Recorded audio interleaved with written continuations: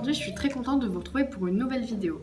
Alors récemment je me suis promenée aux alentours du Central Business District et ça m'a donné envie de vous faire une vidéo où je parlais d'économie puisque c'est quand même un point fondamental lorsque l'on veut aborder le développement d'une ville ou d'un pays. Central Business District, c'est le quartier d'affaires de Shanghai qui est situé dans la zone de Pudong.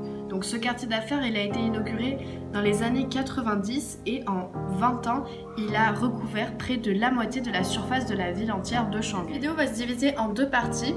Alors premièrement, je vais vous parler du rayonnement économique de la ville au niveau national puis international. Et par la suite, on va voir rapidement un petit peu le coût de la ville à Shanghai. Il se situe au centre-est de la Chine, à égale distance de Pékin et de Hong Kong, à l'embouchure du fleuve Yangtze. Donc cet emplacement optimal, Shanghai a su s'en servir en effet, car sa zone industrielle portuaire, c'est devenu la première mondiale. Entre 2003 et 2005, elle a dépassé les ports comme Rotterdam, Hong Kong ou encore Singapour. C'est un port industriel, mais c'est aussi un port de commerce puisque c'est le premier port de containers au monde. Shanghai, tout comme à Paris, le tertiaire est largement dominant.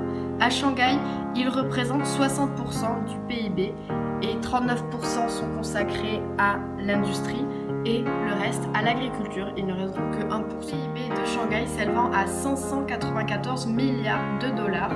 C'est le 8e avec ses 515 milliards d'euros de PIB, se classe à la 6e place du classement. Seule la ville de Shanghai correspond à 30% du PIB national. La première ville de son pays et la seconde ville de son continent.